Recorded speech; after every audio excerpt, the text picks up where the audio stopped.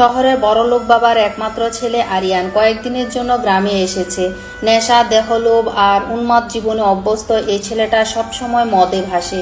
তাকে গ্রামের মানুষেরা সমীহ করে, ভয়ে কথা বলে, কারণ সবাই জানে এই ছেলে টাকা ছুড়লে মানুষ বাঁচে, আর না দিলেই মরে যেতে পারে। সেই দিন সন্ধ্যায় গ্রামে এক ছোট্ট রাস্তার মোড়ে হঠাৎ তার চোখে আটকে যায় একটা মেয়ে। সাদা সালোয়ার, চোখে কাজল, বাজারের ব্যাগ হাতে রাস্তা পার হচ্ছে। মেয়েটার নাম মেঘ। নাম যেমন, রূপও তেমন। মুখে এক অপার্থিব সরলতা, চোখে কষ্টের ছায়া। আরিয়ান দাঁড়িয়ে যায়, দাঁড়িয়ে থেকে একবার তাকায়, তারপর আর নিজেকে থামাতে পারে না। রাত গভীর হলে মেঘ যখন পুকুর ঘাট থেকে বাসায় ফিরছিল, তখনই ঠিক ঘটে যায় সে অন্ধকার ইতিহাস। আরিয়ান নেশায় অচেতন হয়, নেশায় উন্মাদ। সেই রাতে মেঘ সাদা পোশাক ভেসে যায় নীরব চিৎকারে, আহাজারিতে, আর পৃথিবীর সবচেয়ে নিষ্ঠুর রক্তে সেই রাত বদলে দেয় দুজনের জীবন। পরদিন সকাল, সব খবর ছড়িয়ে পড়ে। মেঘের মা ছুটে এসে অজ্ঞান হয়ে যায়। গ্রামের লোকজন রাস্তায় মেঘের নামে কান্না, অভিশাপ, প্রতিবাদ। আরিয়ান চুপচাপ দাঁড়িয়ে সিগারেটের শেষ টান দিয়ে বলে, আমি করলেও তোমরা কিছু করতে পারবা না, কারণ আমি আরিয়ান, আর আমার বাবার টাকা গিলে তোমরা বাঁচো। মেঘ নিজেকে আর সহ্য করতে না পেরে সে নদীর কিনারায় গিয়ে ঝাঁপ দিতে চায়। তবে সময় মতো কয়েকজন মেয়ে তাকে ধরে ফেলে। কান্নায় ভেঙে পড়ে মেঘ একবার ফুঁসে উঠে বলে, আমি কিছু করিনি, আমি শুধু তাকে বাঁচাতে চেয়েছিলাম। সেদিন বিকেলে আরিয়ান আসে ঘটনাস্থলে। সবাই তাকে দেখে ভয় পায়, কিছুই বলে না। কিন্তু হঠাৎ মেঘ সামনে এসে দাঁড়িয়ে, তার চোখে আগুন। সে সবার সামনে আরিয়ানকে একটা, দুটা, তিনটা থাপ্পড় মারে আর বলে, তুই যদি সত্যিকারের পুরুষ হস তবে আমার চোখে তাকিয়ে বল, আমি শুধু একটা রাতের জন্য বাঁচি। আমি কি মানুষ না? আরিয়ান থমকে যায়, সবাই চুপ। সে আরিয়ান তবুও ওই চোখের সামনে কিছুই বলতে পারে না। সে চুপচাপ মেঘের চোখের গভীরে ডুবে যায়। সেই মুহূর্তে মেঘের রাগ, তার সাহস, তার মুখ, তার থাপ্পড়, সবকিছু যেন এক মুহূর্ত অদ্ভুত ভালোবাসায় রূপ নেয় আরিয়ানের মনে। সে চুপ হয়ে থাকে। ভেতরে কেবল একটাই আওয়াজ, এই মেয়েটা আমার, হোক না ঘৃণার, তবুও আমার, আমি তাকে চাই।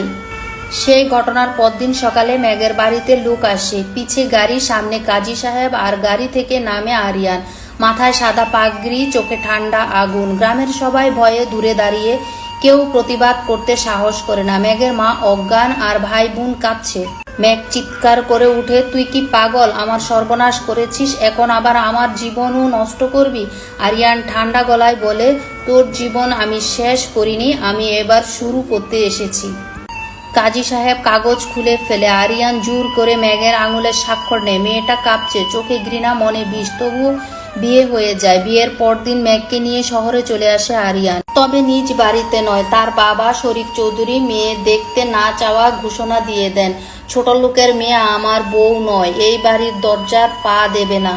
আরিয়ান রেগে বাবার গাড়ি, ব্যবসা সব কিছু ছেড়ে এক ছোট্ট আধা ভাঙ্গা কুড়ে ঘরে গিয়ে উঠে। মেঘ সেই ঘরে গিয়ে বসে থাকে নিঃশব্দে, আর চোখে ঘৃণা পোড়া অশ্রু জমে। মেঘ কিছুই করে না, রান্না না, কথা না, না একটুও, শুধু চোখে আগুন নিয়ে বসে থাকে। আরিয়ান সব কাজ করে, রান্না, বাজার, মেজে মোছা, আর রাতে শুধু জানালার পাশে বসে সিগারেট ফোঁকায়। আমার প্রতি তোমার ঘৃণা আমি বুঝি মেঘ, কিন্তু আমি এখন ভালোবাসি। হয়তো অন্যায়ভাবে শুরু করেছি, কিন্তু শেষটা ঠিক করব, যদি তুমি একটু ভরসা করো। মেঘ চিৎকার করে বলে, ভরসা তোর মতো জানোয়ারের প্রতি? আরিয়ান শুধু হাসে, জানোয়ার তো বলেছিলি, এখন প্রমাণও তো করতে হবে না। রাত গভীর হলে মেঘ ঘরের এক পাশে শুয়ে থাকে আর কাঁদে। আরিয়ান জানালায় বসে পেছন ফিরে তাকায় না, শুধু চোখ বন্ধ করে ফিসফিস করে বলে, তুই ঘৃণা কর, আমি ভালোবাসবো। তোর কান্না আমি বুঝি, কিন্তু আমি জানি একদিন তুই আমায় মাফ করবি। শুধু এইটুকু সময় দে। তোর চোখের ঘৃণা আছে, কিন্তু আমার বুক ভরা ভালোবাসা। আমি মরবো, কিন্তু তোকে ভালোবেসে যাব। শহরের অভিজাত পরিবারের চৌধুরী বিলা এখন অশান্ত। শফিক চৌধুরী কোটি টাকার মালিক, যার একমাত্র ছেলে, তার কথায় চলে না এখন। একটা গ্রামের মেয়ের জন্য তার আরিয়ান সব ছেড়ে দিয়েছে। এই অপমান সে সহ্য করতে পারছে না। তুই যদি ওই মেয়ের সাথে সম্পর্ক রাখিস, তাহলে তুই আমার ছেলে না। আরিয়ান ফোন কেটে দেয়। আরিয়ান আর কিছু চায় না, শুধু চায় সে মেঘ, যে এখন তাকে ঘৃণা করে। শফিক চৌধুরী চুপ করে বসে নাই। একদিন রাতে কয়েকজন মাস্তান পাঠায়, ওই মেয়ে যেন থাকে না। আমি তার মুখ দেখতে চাই না। আরিয়ানকে ফিরিয়ে আনতে হবে, ওকে সরাতে হবে। কিন্তু আরিয়ান সেটা টের পায়। রাত 10টা, মেঘ ঘরে একা, আরিয়ান বাইরে একটা দোকানে। ঠিক তখনই 3জন মুখ ঢাকা লোক এসে ঘরে ঢুকে। মেঘ ভয়ে কেঁপে ওঠে, তার চিৎকার করার আগেই একজন মুখ চেপে ধরে। কিন্তু আরিয়ান ঝড়ের মতো এসে হাজির, তার হাতে লাঠি। 3জনের উপর এমন মার, একজনের হাত ভেঙে যায় আর একজনের রক্তাক্ত হয়ে পড়ে।